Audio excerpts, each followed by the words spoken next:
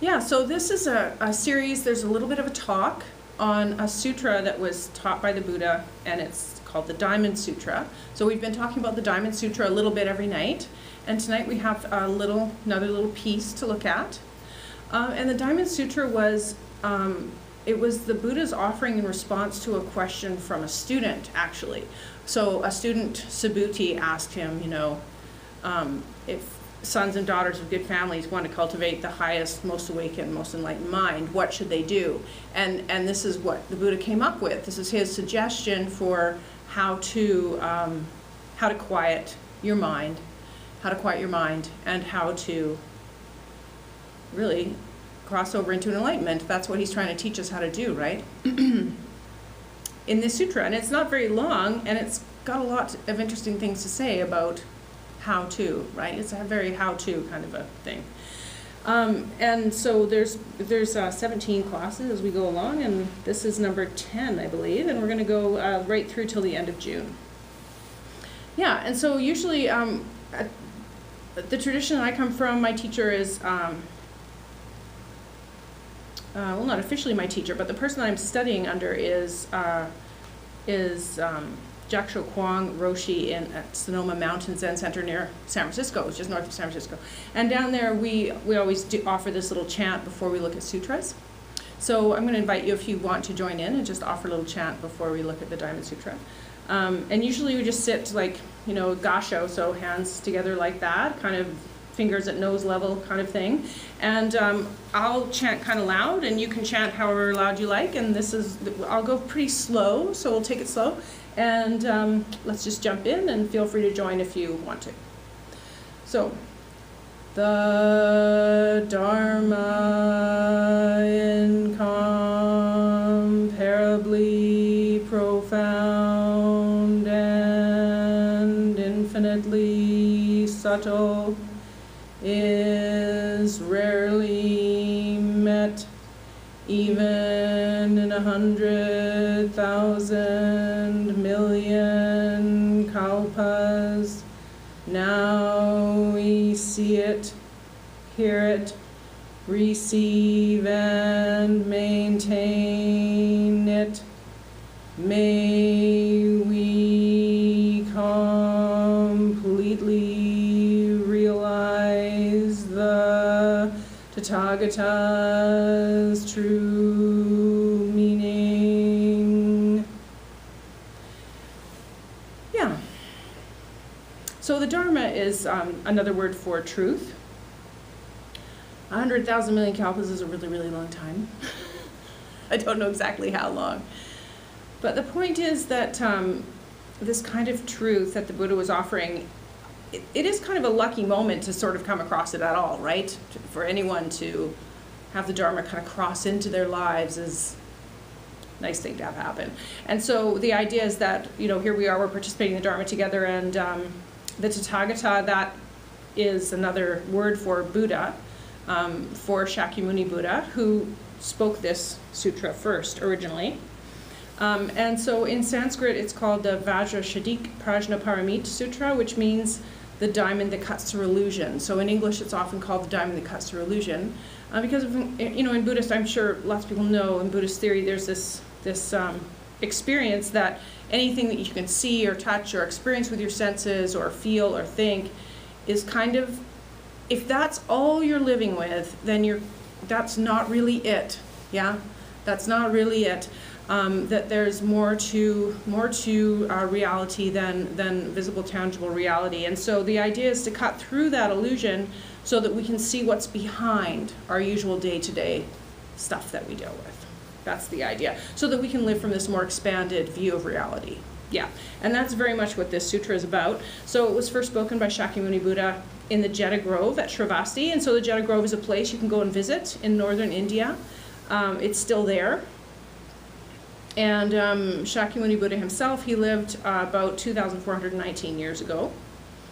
And he was born a prince into a royal family, and when he was born, they had a sage come and meet him and offer a prediction about his life, and the sage said, this person will either be a great king or a great ascetic, right? A great religious sage. And So his dad, you know, Buddha's dad decided, well, he's never going to become a sage. Let's just not let him out in the world ever. And so proceeded to like ship out all the sick and dead people from the town that they lived near, right? And send them off somewhere, the sick and the old and the dead are dying, right? Yeah, and so he grew up until pretty late in life, like 20s, 30s, without ever seeing anyone who was sick or old or dying. Yeah, and so the day that he did finally leave the palace for a little tour, and saw someone who was sick, and saw someone who was dying, and saw someone be born, and saw an ascetic, like saw a monk out there walking around. He couldn't quite get his head around it. It's like, how could this possibly be? And that was the impetus, actually, that then sent him into the woods to find the truth. And his idea was that he wanted to solve this promise of suffering of life and death. That was his quest, right? So that's kind of his story. And then he went and studied under various teachers, but eventually sat alone under a Bodhi tree, right? So that's why the Bodhi tree is important in Buddhism. And 6 years sitting there, finally did attain enlightenment, and then proceeded to share what he had discovered. So this is kind of his teaching. This is the translation that we're using. It's a really nice, it's a great, easy translation in like modern spiritual language. I really recommend it. So, you know, if you want to, you can go onto his website and order one, and by donation, and download a PDF. It's a really good version. Or if you want to just listen to someone read it for free, that's on YouTube right there. And I can send you this link if you like. Okay. Yeah, and then he's nice to listen to. I know you listen to him, right? Yeah, he's got a nice speaking voice, and it's very clear reading. So the idea behind this, the Diamond Sutra, you know, So what is reality, right? What is reality? We tend to move through our lives like as if we're a separate being, as if we're separate from everything else. Like when we're sitting in this room together, you know, we tend to think, okay, well, this is me, and there's the walls, and there's that art over there, and here's these cushions, and this is the floor I'm on. And then we tend to ascribe, like, you know, importance to things, like, well, this is more important than that, and this is more important, and this is better than that, and this is worse than that. We're kind of judging and defining, and as we, you know, go through, it's just natural human consciousness. That's what we're taught to do. That's what we do. But the realization that the Buddha came to is that actually all form is emptiness. It's all emptiness. There is nothing behind it. You know, me, you, floor, ceiling, walls is actually emptiness. But it's emptiness. It's not just empty. It's emptiness with like cognizance, like knowledge, like awareness behind it. It's got a flavor of consciousness, of cognizance, of knowing, yeah? And so the key here with this sutra is to get behind what we think is real and see things as they truly are. Because the reality is that everything's always emerging out of this emptiness and returning to it, and so are we. So therefore, the way that we think things are is not the way things are. And unfortunately, the way that we think things are tends to cause us a lot of suffering.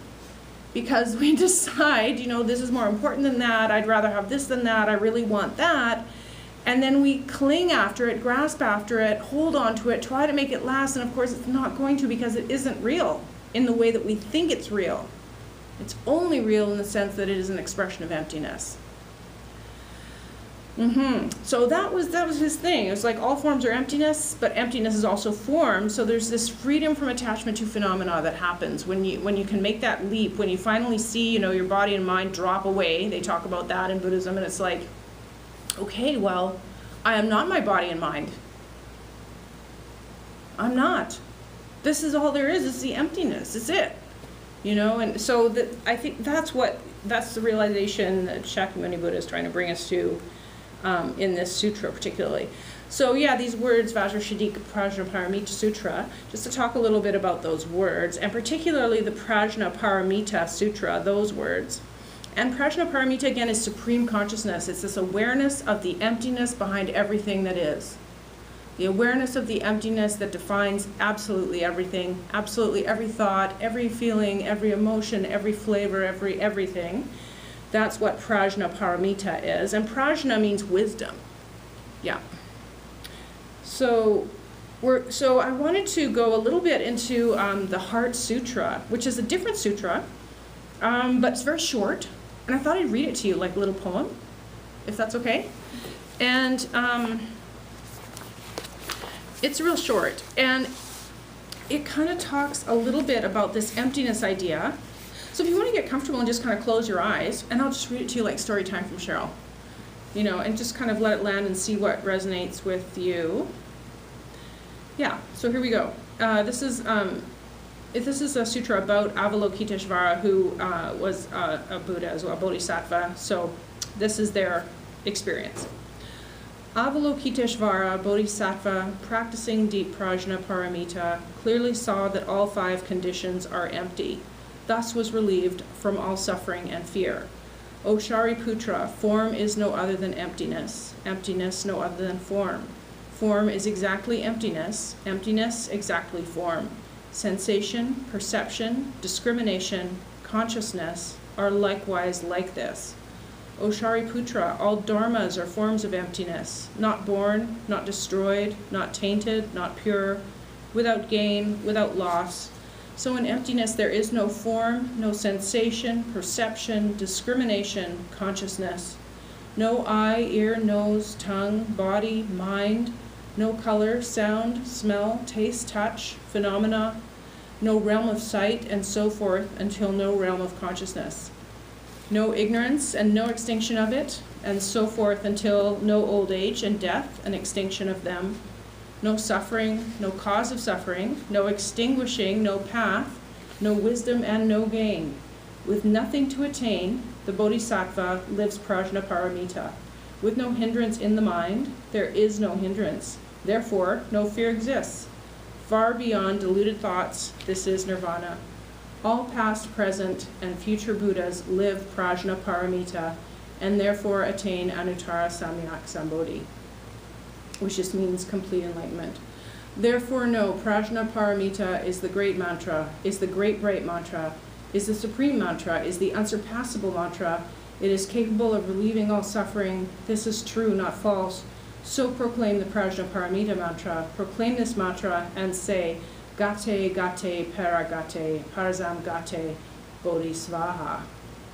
So that's the Heart Sutra. And there's a few words that I wanted to pull out of that and offer you. First of all, what do you think? Great. Yeah, it's cool, right? It's a pretty succinct, like, version of, like, it's the quick tour. It's like the term I've heard, nothingness, no Yes, thingness. no thingness. Yeah. That's exactly it. That's exactly it. Yes, no thingness.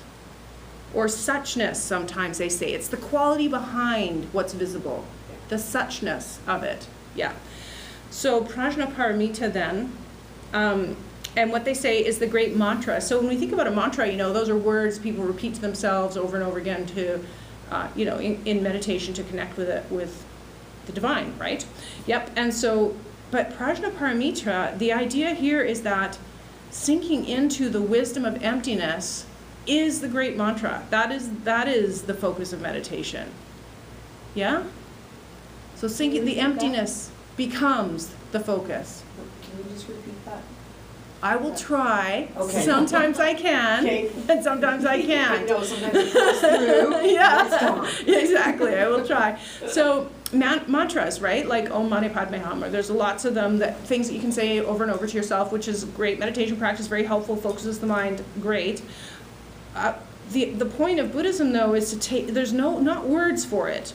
So therefore, we focus on the wisdom itself. The wisdom of emptiness itself becomes the focus of our meditation. The suchness that I am, the suchness that you are, the suchness that everything is the great mantra. Yeah, better, yes? Mm-hmm.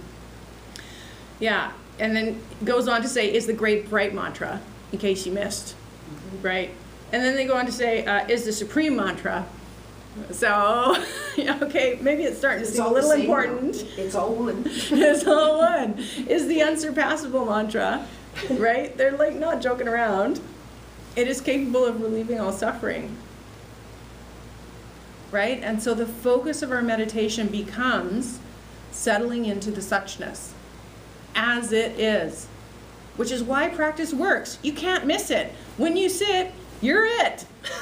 That's it. You are That's all it. that matters at that moment. Yeah, that's right. Exactly. Yeah. Yeah. So, you know, yeah, exactly. That's right. So this is true, not false. They go on to say, this is true, not false. And the next line is, so proclaim the Prajnaparamita mantra, proclaim this mantra and say, and then they have these words, Sanskrit words, gate, gate, para, gate, parzam, gate, bodhi, svaha, which means gone, gone, gone beyond, even the beyond, into full enlightenment. So that's the process described by the Heart Sutra, is bringing our awareness, first of all, becoming aware of the suchness, which you can't miss. You're in it already. When you sit, you're there. That's it. You can't miss it. It's happening. When Buddha died, he said it's happening. It's happening all the time, to everyone, everywhere. You know, you can't really miss it. This is it. It's it. So, yeah, gone beyond, even the beyond, into full enlightenment. So that's the idea between the Heart Sutra and this whole idea of emptiness, is that eventually it brings us to freedom, hey? Is that then, I mean, as we move through the world, if I'm this and this is, it's all, then what? What's the big deal? You know, sort of can become a little bit like that. So all dharmas are forms of emptiness is another line from the sutra that I wanted to kind of bring out. And what that means is all truths are actually just suchness coming out of the emptiness, right? It's all suchness, all of it. Yes, so this could be said to be dharma, technically. Yes? Anything that comes, anything could be. Exactly, it's all dharma. So we're surrounded by it all the time. We're surrounded by it, we're also made of it, because there's nothing that isn't it. So that's us too, right? Yep, and there is nothing but dharma. There really is nothing but truth, anywhere. What else could it be? There's nothing else for it to be. So when it's a peaceful way to meet life moment by moment, as we're moving through. Another way to say this is there's really only one relationship. Yes? There's a relationship you have with Dharma. That's an apparent relationship with still a subject and an object. I have a relationship with Dharma. But that in fact is also not true, because you're it. Okay. There's no relationship. It's it all the time. It's so intimate that it's one. Yeah. Yeah. It's it. Yeah. So then we have this little reading from the Diamond Sutra itself, which is a little bitty bit. It's 2 very short chapters. And what Buddha's talking about here is the difference between a concept where we name something and we pick it up and we say, this is an iPhone. And everyone nods and says, yes, it is. But it's only an iPhone because we say it's, we have concept, you know, it's conceptual. So his point is, it's only that because we call it that. In fact, what it is not that. It's not that, right? He's opening us up into another possibility of understanding. Yeah. So I'll read, often, this is a kind of a short bit, so sometimes what I'd like to do is just read through it all like 3 times. So I'll offer this as an option. It's kind of a Lectio Divina style thing, which is a Catholic tradition where you just read scriptural pieces like 3 times in a row and let them land, let them resonate, take whatever vibes with you and settle into it for a moment. Shall we do that? Okay. Do you want to just get comfortable and I'll just read through? Yeah? Okay. Okay, good. And I think I'll read actually from the page because it's a bit easier than flipping through a bunch of PowerPoint slides, if that's okay. So if you want to just kind of settle in, get yourself comfortable, your open heart, open ears, open mind, and I'll just read through these short chapters together. So, the Buddha continued, "What do you think, Subhuti? If a follower were to give away enough treasures to fill 3,000 universes, would a great blessing and merit incur to him or her?" Subhuti replied, "Honored one, such a follower would acquire considerable blessings and merit." The Lord Buddha said, "Subhuti, if such a blessing had any substantiality, if it were anything other than a figure of speech, the most honored one would not have used the words blessings and merit. Subhuti, what do you think? Should one look for Buddha in his perfect physical body? No, perfectly enlightened one. One should not look for Buddha in his perfect physical body. Why? The Buddha has said that the perfect physical body is not the perfect physical body, therefore it is called the perfect physical body. Subhuti, what do you think? Should one look for Buddha in all his perfect appearances? No, most honored one. One should not look for Buddha in all his perfect appearances. Why? The Buddha has said perfect appearances are not perfect appearances. Therefore, they are called perfect appearances. So that's the two chapters together, and I'll just go back to the top and read it through one more time and just relax your mind and just let it land. The Buddha continued, what do you think, Subhuti? If a follower were to give away enough treasures to fill 3,000 universes, would a great blessing and merit incur to him or her? Subhuti replied, honored one, such a follower would acquire considerable blessings and merit.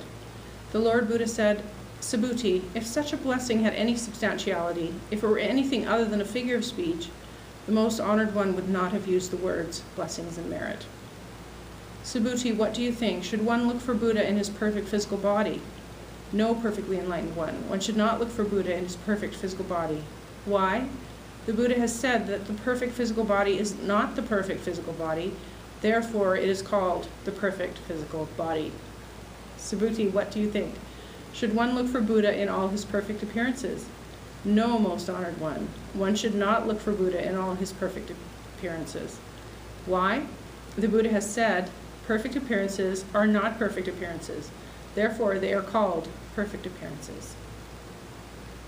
And we'll just read this one more time through. Noticing the suchness, the emptiness.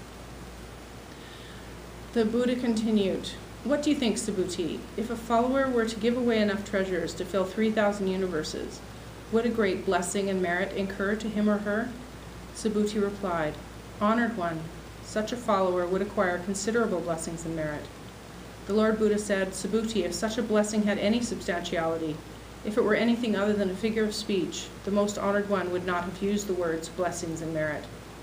Subhuti, what do you think? Should one look for Buddha in his perfect physical body? No, perfectly enlightened one. One should not look for Buddha in his perfect physical body. Why? The Buddha has said that the perfect physical body is not the perfect physical body, therefore it is called the perfect physical body. Subhuti, what do you think? Should one look for Buddha in all his perfect appearances? No, most honored one. One should not look for Buddha in all his perfect appearances. Why? The Buddha has said that perfect appearances are not perfect appearances, therefore they are called perfect appearances. So that's so much for our two chapters for tonight. And maybe what I'll do is I'll just stop the camera from filming, and let's just, how did that land? I'll just turn this off. How did that land for you guys?